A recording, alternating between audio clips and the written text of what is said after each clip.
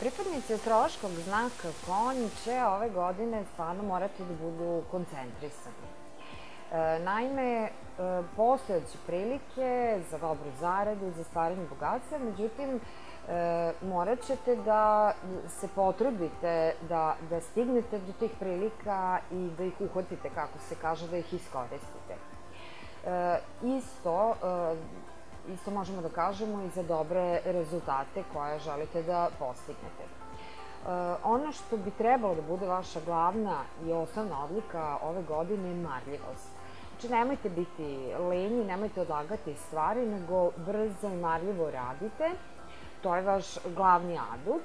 A isto tako, preporučljivo je da dobro isplanirate sve svoje korake kako ne biste imali gubitak vremena i kako ne bi došlo do zabune. I ono što je isto jako bitno je da vodite računa šta i kada potpisujete, jer može se dogoditi da u toj nekoj brzopletosti potpišete ili pristanete na nešto što kasnije zaista može mnogo da vas košta. Kada je reč o karijeri, možete očekivati, hajde da kažemo, jednu konstantno stresnu situaciju, ali gledajte da to nekako izgurate ove godine, jer ako budete uporni i dosledni, na kraju će se vaš trud isplatiti.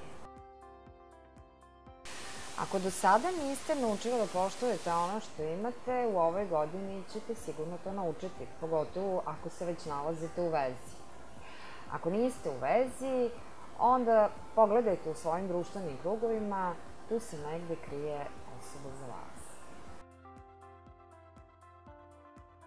Budući da će ova godina za vas zaista biti ispunjena stresom i teškim situacijama, velike važnosti da vodite računa o svojoj ishrani, da se odmarate dovoljno, da dovoljno spavate, pa možda i da uvedete meditacije ili neke druge oblike opuštanja kako bi izneli sve ono što vas čeka.